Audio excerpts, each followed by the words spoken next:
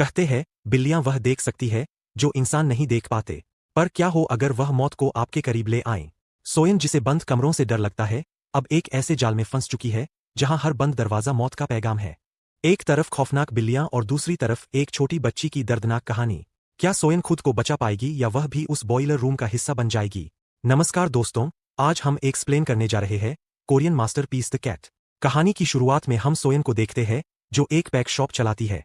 अभी अभी उसने एक अमीर महिला को एक प्यारी सी सफेद बिल्ली बेची है। जैसे ही वह महिला पैसे देने मुड़ी, सोयन ने शीशे में बिल्ली को देखा, तभी अचानक बगल वाले शीशे में उसे एक अजीब सी परछाई दिखाई दी। सोयन ने चौंक कर मुड़कर देखा पर वहां कोई नहीं था। उसे लगा शायद उसका वहम है, लेकिन तभी शीशे में दो डरावनी परछाइयां फिर दिखी। सोयन ने गौर किया कि एक लड़की बड़े प्यार से उस अमीर महिला की बिल्ली को सहला रही थी। ताज्जुब की बात यह थी कि उस महिला को पता भी नहीं चला कि कोई उसकी बिल्ली को छू रहा है। हालांकि उस लड़की को समझ आ गया था कि सोयन उसे ही घूर रही है। सोयन बुरी तरह डर गई, पर उसे क्या पता था कि यह तो बस डरावनी शुरुआत है। वह अमीर महिला बिल्ली को लेकर अपने घर पहुंची और लिफ्ट में चढ़ गई। जैसे ही उसने बटन दबाया, लिफ्ट के दरवाजे बंद होने के बजाय अजीब तरीके से बार बार खुलने लगे। इसी बीच उसकी बिल्ली, जिसका नाम हकीमी था, अचानक बेचैन हो गई। महिला बार बार बटन दबाती रही और हकीमी की छटपटाहट बढ़ती गई, मानो उसे पास खड़ी किसी बला का एहसास हो गया हो। आखिरकार लिफ्ट बंद हुई, लेकिन बंद होते ही अंदर से रूह कंपा देने वाली आवाजें आने लगी। कुछ देर बाद सब शांत हो गया और लिफ्ट सामान्य चलने लगी। काफी देर दौड़ तक जब महिला घर नहीं लौटी तो उसका पति उसे ढूंढने निकला।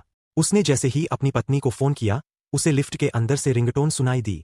लिफ्ट का दरवाजा खुलते ही उसके होश उड़ गए। उसकी पत्नी वहां मरी पड़ी थी और वह बिल्ली हकीमी वह एक कोने में बड़े मासूम अंदाज में बैठी अपने होंठ चाट रही थी। इधर दुकान पर सोयन को कुछ अनहोनी का एहसास हो रहा था। काम खत्म करके वह अपनी थेरेपिस्ट के पास गई। दरअसल सोयन को सालों से क्लॉस्ट्रोफोबिया की बीमारी थी। उसे लिफ्ट, बंद खिड़कियों या बंद कमरों से बहुत डर लगता था। थेरेपिस्ट ने उसे दवा दी और समझाया कि उसे अपने इस डर का डट कर सामना करना होगा। जब वह घर लौट रही थी तो उसने देखा कि पुलिस की गाड़ियां सायरन बजाती हुई उसी अमीर महिला की बिल्डिंग की तरफ जा रही है। पूरी बिल्डिंग को पुलिस ने घेर रखा था। सोयन ने देखा कि पुलिस वाले उसी बिल्ली हकीमी को अपने कब्जे में ले रहे हैं। सोयन ने फौरन पुलिस वाले से पूछा कि आखिर हुआ क्या है। जुनशी ने बताया कि शायद दिल का दौरा पड़ने से बिल्ली की मालकिन की मौत हो गई है। जब सोयन ने अपना परिचय दिया तो जुनशी को पता चला कि वह एक पेट शॉप में काम करती है। उसने सोयन से रिक्वेस्ट की कि क्या वह कुछ दिनों के लिए इस बिल्ली का ख्याल रख सकती है। सोयन पहले तो मना करना चाहती थी, लेकिन जब उसने हकीमी को बेहाल देखा तो उसका दिल पिघल गया और उसने उसे अपने साथ ले जाने के लिए हाँ कर दी। लेकिन जैसे ही वह हकीमी को लेकर दुकान पहुंची, दुकानदार ने उसे रखने से मना कर दिया। उसका मानना था कि जिस बिल्ली ने अपनी मालकिन को मरते हुए देखा हो, वह मनहूस होती है। मजबूरन सोयन ने हकीमी को कुछ देर के लिए पिंजरे में रखा, पर उसे महसूस हुआ कि